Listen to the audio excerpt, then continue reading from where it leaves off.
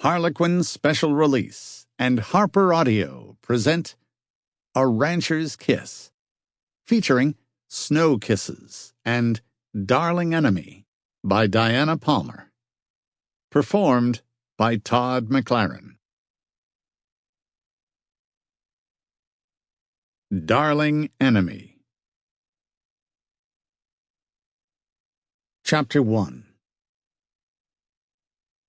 It was the most glorious kind of morning, and Teddi Whitehall leaned dreamily on the windowsill of the dormitory room overlooking the courtyard below, watching the pigeons waddle like old men over the cobblestones. The buildings on college campus were romantically Gothic, like something out of another century. But its green and flowering grounds were what Teddi liked most. They were a welcome change from the sophisticated New York apartment where she had to spend her holidays. She leaned her face on her crossed arms with a sigh and drank in the smells and sounds of the early morning. She dreaded the time when she'd have to board the plane back to New York, away from the exclusive Connecticut college and her friend and roommate, Jenna. There was a chill in the June air, and the beige gown that complemented Teddy's short dark hair and huge brown eyes was hardly proof against it. It was a good thing that Jenna had already gone downstairs, she thought, and couldn't chide her about her impulsiveness in throwing open the window. Jenna wasn't impulsive. In that, she was like her older brother. Teddi shivered delicately. Just the thought of Kingston Devereaux was enough to cause that reaction. They'd clashed from the very beginning. The big rancher, with his Australian drawl and cutting smile, might have sent the other girls in the dormitory into swoons, but he only made Teddi want to turn away.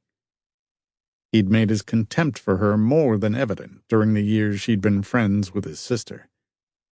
And it was all because of a false impression he had, which nothing she said could change. His snap judgments were as unfair as his treatment of Teddi, and she dreaded visits to the Canadian ranch with Jenna.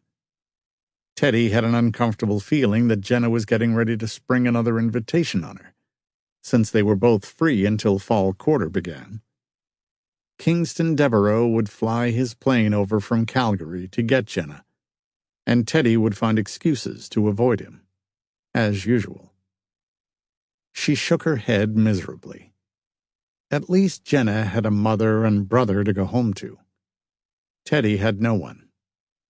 Her aunt, who was her only living relative, was somewhere on the Riviera with her latest lover. The New York apartment Teddi shared with her on holidays was going to be particularly empty now. At least there would be plenty of modeling offers forthcoming. She was assured of that. She'd been modeling since her 15th birthday.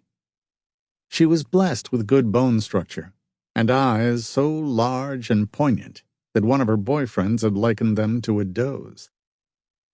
The modeling agency that handled her was proud of its star client. If they had a complaint, it was that she was being wasted in the halls of academia. She felt suddenly chilled to the bone and drew back into the room, closing the window with nervous hands. Modeling was the sore spot with Kingston, who had the immutable opinion that models and virtue didn't mix. It hadn't helped that Teddy's aunt was notorious for her affairs. Kingston was an old-fashioned man with narrow-minded views on modern permissiveness. He might have an affair himself, but he had nothing but contempt for women who indulged, and he was certain Teddi did. She'd never forgotten her introduction to him. She'd met Jenna at boarding school when she was just 15, and the two girls had become fast friends.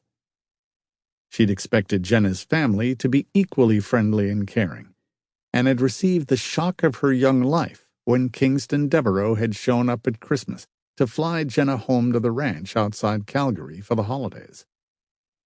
His first reaction to Teddi had been strangely hostile, a long, lingering appraisal that had touched Teddi like a cold finger against her bare skin. Jenna's gay announcement that she'd Sample complete. Ready to continue?